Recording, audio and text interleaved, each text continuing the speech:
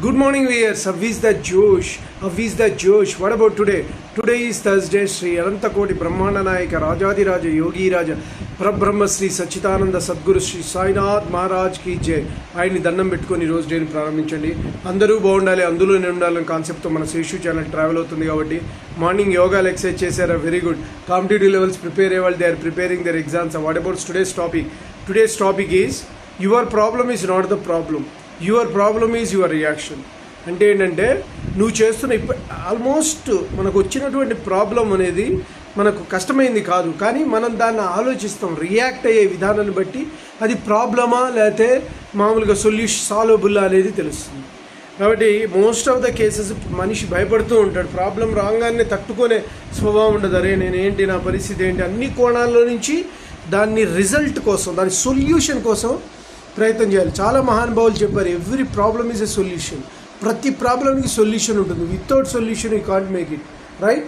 ప్రతి దానికి ఉంటుంది. బట్ అట్లాంటి సొల్యూషన్ని నువ్వు ఫైండ్ అవుట్ చేయకుండా ఏదో ఒకటి రియాక్ట్ అవుతావు. ఆ రియాక్షన్ని బట్టే అది భూతద్దంలో కనబడుతుంది. That's the matter.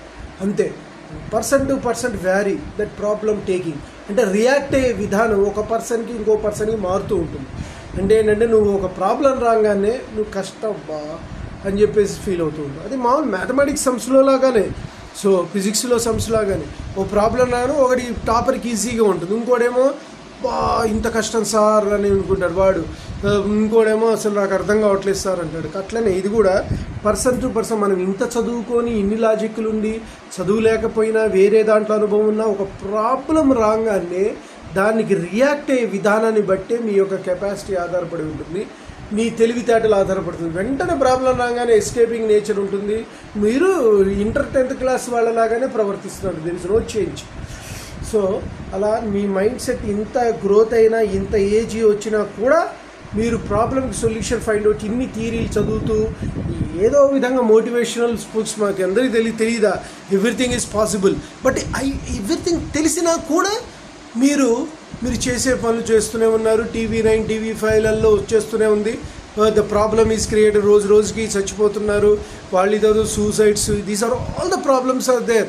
వాళ్ళు వీళ్ళని పొడి చేయటం, ఇన్ని నీకు తెలిసినా చదివేస్తే ఉన్నమతి పోయిందనంటూ మీకు అన్ని తెలివితేటలుండి, చదువు ఉంది, మోటివేషన్ ఉంది.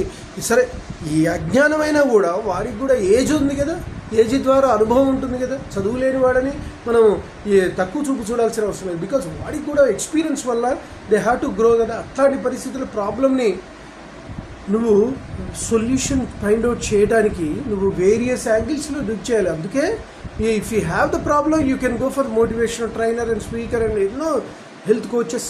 సో చాలా చాలా చాలా వచ్చిన సిచ్యువేషన్. మీకు తెలిసినటువంటి ఇష్టమైన పర్సన్ దగ్గరికి వెళ్ళండి, అలా ఫైండ్ అవుట్ చేయండి.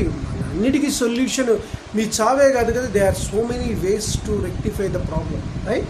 కాబట్టి యూ హ్యావ్ టు దానికోసం అని చెప్పేసి కూర్చోండి. దానికి ఎట్లా రియాక్ట్ అవుతాను దాన్ని బట్టే మీ లైఫ్ ఆధారపడి ఉంటుంది. కాబట్టి నేను చెప్పింది ఏమిటంటే గైస్, మీరు చాలా కాన్సన్ట్రేట్ చేసి ప్రాబ్లమ్ని సొల్యూషన్ ఫైండ్ అవుట్ చేయండి. దాని మీదనే మీ లైఫ్ మొత్తం ఆధారపడి ఉంటుంది. మీకు అర్థం కాకపోతే you call me. My name is Seshu. My cell number is 9848730866, right? నేను చెప్పింది మీకు నచ్చినట్లయితే please subscribe my channel and share to the others. One more thing, bell icon click చేయండి. అలా క్లిక్ చేయడం వల్ల నా నోటిఫికేషన్ ఉంటుంది. Bye, your Seshu.